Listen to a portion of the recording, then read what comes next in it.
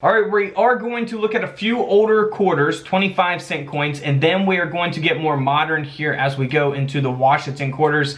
This is a 1807 draped bust quarter that sold for $630,000 at auction. So if your parents, your grandparents, maybe your spouse or somebody has a coin collection and they leave it to you and you inherit a coin collection, right? You always want to know what you have. You don't want to just take it to a coin shop not having any knowledge of what you have.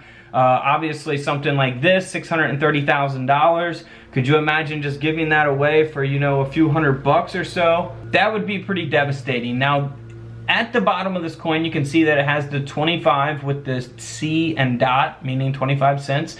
Love the design of this reverse. I think it's pretty cool. United States of America, just so much history there. Imagine all the people that held this coin and the time period in which it lived in. I just love the history of coins. Like I say, $630,000 for that coin.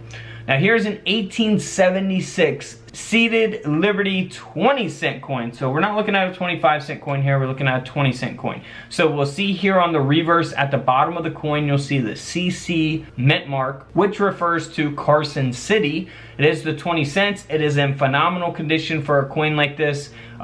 This rare, this low minted, graded at a mint state 64 by PCGS, the coin grading company. This coin sold for $470,000 at auction. Look at that doubling there on the lettering of Liberty. That is amazing. $470,000. Unbelievable. Now here is a 1901S Barber quarter. 25-cent coin, right? $quarter.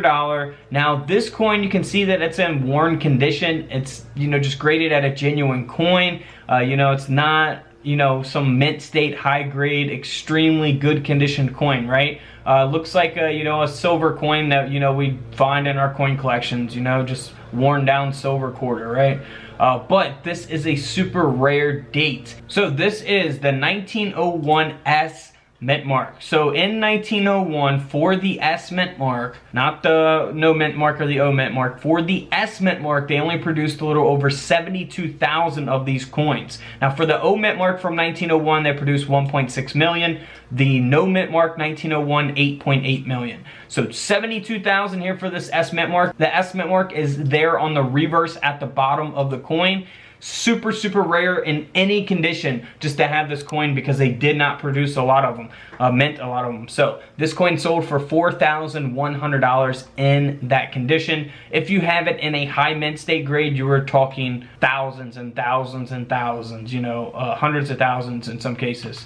All right, so let's move on here to a 1920 D mint mark. Now this is in phenomenal condition. The coin is graded by PCGS at a mint state 68 plus. It has the full head. So here's an example of the full head on the Standing Liberty silver quarters here. This is the 1920 D mint mark. As we zoom in there on the date, you can see the D to the right of that star there. Pretty noticeable. Awesome toning to the coin as well. Just an awesome coin here. Graded at that super high grade. The coin grading scale only goes up to 70. This is at a 68 plus. And, it's not the lowest minted quarter. They've produced over 3.5 million of these. There are, ones that are much more rare than that by date and mint mark. But to have it in this condition is super rare. It's probably a one of one, I would imagine, in this condition, population-wise. So this coin ended up selling for $372,000 at auction. Whew. Let me know what you guys would do with $300,000 in the comments below. All right, so here is a 1932 Denver minted Washington quarter. Now this quarter, even in this condition, only graded at a VF 25 by Annex. You see the condition of the coin, right? It's not the best by any means. This is not a high grade coin, right? But the coin still sold for over $100, and that's because it is a low minted coin in comparison to other Washington quarters. So for the 1932 D mint mark, which is what we're looking at here, they only produced 436,000 of those coins. Very, very low minted. The 1932 S is even more rare. They only produced 408,000. So $100 in that condition. just because they did not make a lot of those coins. Now, if you compare it to this coin here, 1932 D mint mark, however, it is in very good condition. This coin sold for $82,000 at auction. So you see the difference between a $100 coin and an $82,000 coin is that condition slash grade. So that high grade is what gives this coin the value, and of course its rarity of only, you know, over 400,000 of these coins being produced.